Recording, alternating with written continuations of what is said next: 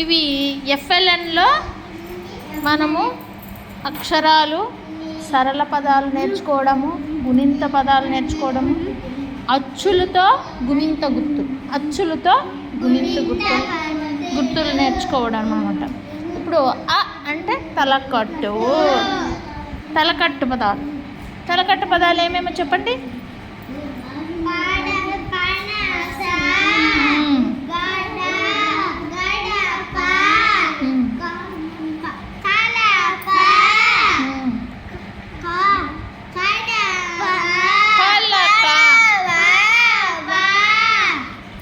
నడక, కడవ, ఇవన్నీ వచ్చి మనము తలకట్టు పదాలు. ఇలాంటి పదాలు మనము కొన్ని రాసినాం కదా. ఏమేమి అవి? అరక, పడ,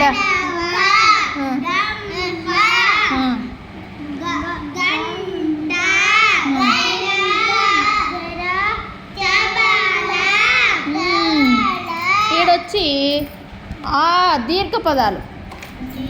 ఆ అంటే దీర్ఘము, ఆ అంటే దానం, దాకు దీర్ఘం ఇసేమి. పాదం, తాత, కాకర,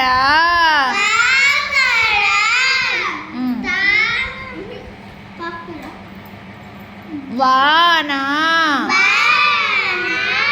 జాతర.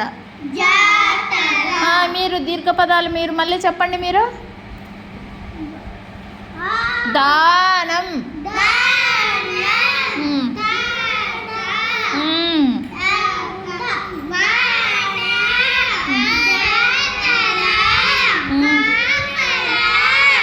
పాదం. అలాంటి పదాలే మీరు కొన్ని కొత్త పదాలు రాయాల. ఏవవి? పాప, కాయ, చామర, తాట,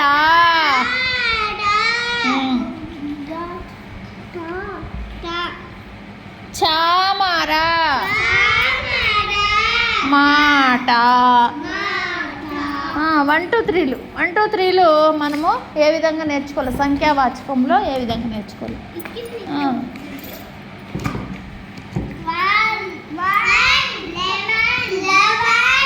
21 30